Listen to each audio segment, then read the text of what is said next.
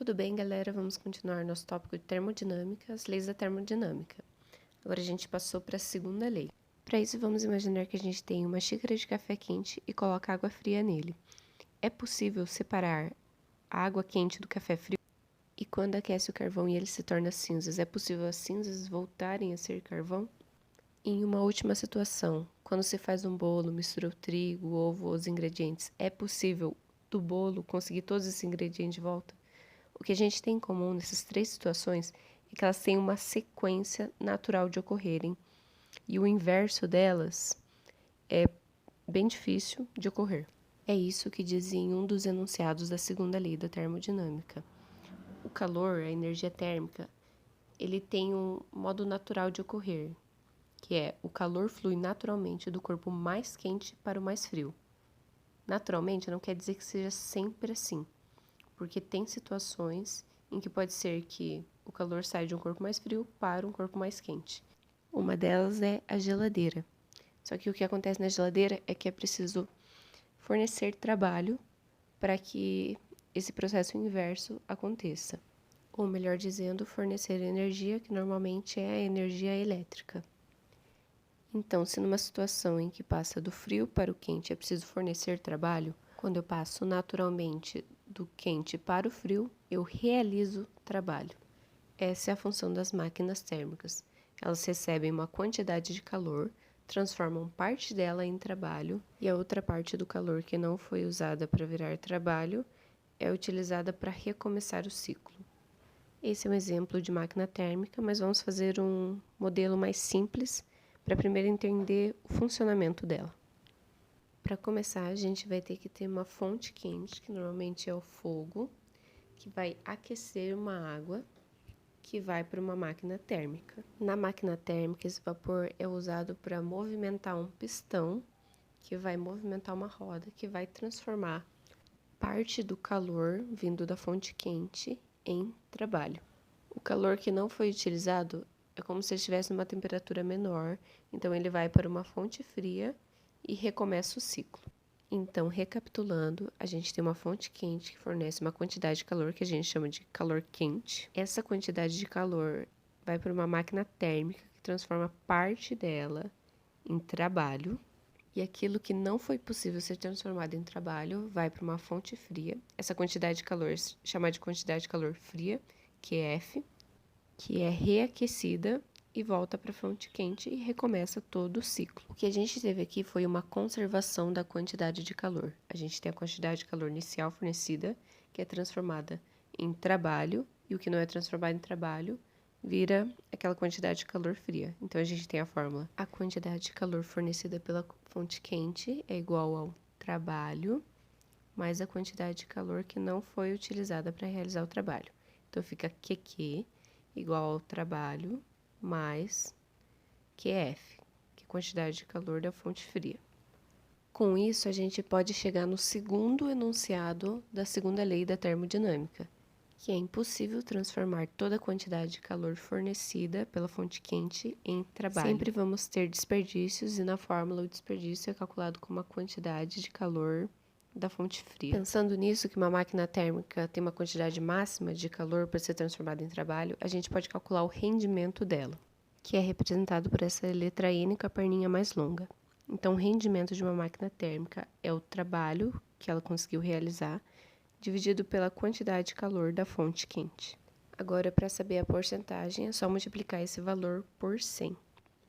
Mas usando a fórmula ali de cima, a gente vê que o trabalho é igual à quantidade de calor da fonte quente menos a quantidade de calor da fonte fria. É só passar a quantidade da fonte fria subtraindo. Então, vamos ver aqui como é que fica. Rendimento é igual à quantidade de calor da fonte quente menos a quantidade de calor da fonte fria, divididos pela quantidade de calor da fonte quente. Agora, a gente vai separar em duas frações isso aí. Vai ficar quantidade de calor da fonte quente dividido pela quantidade de calor da fonte quente menos a quantidade de calor da fonte fria dividido pela quantidade de calor da fonte quente. Só que a quantidade de calor da fonte quente dividido por ela mesma é igual a 1.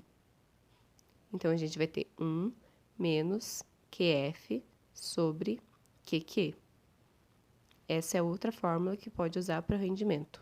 Qualquer uma das duas pode usar. Então, agora a gente vai ter rendimento igual a trabalho sobre a quantidade de calor da fonte quente e rendimento igual a 1 menos QF sobre QQ e multiplica por 100 se você quiser saber a porcentagem. Vamos ver como que fica agora uma máquina térmica nessa representação um pouco mais real. A gente vai ter o fogo ali como a fonte quente. Esse fogo vai fazer com que a água do reservatório evapore, passe por aquele cano. Aí ela vai chegar naquele pistão. E o pistão ele tem a possibilidade de ir para trás ou para frente. Isso vai fazer com que a roda rode e transforme aquela quantidade de calor em trabalho. À medida que o pistão vai para frente ou para trás, o vapor entra e uma parte dele sai. Ele sai pelo aquele cano e ele vai entrar no condensador, que é a fonte fria. Por baixo vai ter um cano que vai entrar uma água fria e em cima vai ter uma abertura que vai fazer com que a água que esquentou saia. E com isso, a água passa e volta para aquele reservatório e vai ser aquecida e vai recomeçar o ciclo. Para relembrar, porque relembrar é viver, a gente vai ter a fonte quente, que vai ser aquele fogo, a máquina térmica, que é a roda, e a fonte fria, que é onde condensa a água para ela voltar. E esse é o ciclo. Teve um homem que projetou um sistema pensando em como seria possível fazer um ciclo que tivesse 100% de rendimento. O nome desse ciclo é ciclo de Carnot. Aqui no gráfico a gente começa pelo ponto A, onde a gente tem uma transformação isotérmica, e é nela que entra a quantidade de calor.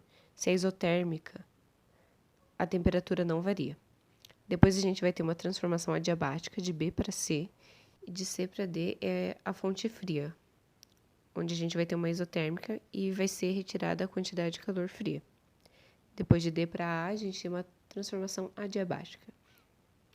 Então, de A para B, entra o calor, ele passa pela máquina térmica, é transformado em trabalho. A gente passa de C para D e espelha aquela quantidade de calor fria e recomeça o ciclo. Então, a gente tem que as isotérmicas, temperatura constante de A para B e de C para D, e as adiabáticas de B para C e de D para A. E o que é uma adiabática, se vocês não lembram?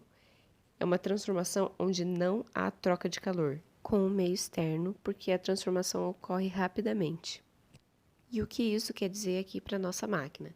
Quer dizer que a quantidade de calor, tanto da fonte quente quanto da fonte fria, é igual em módulo à temperatura de cada uma delas.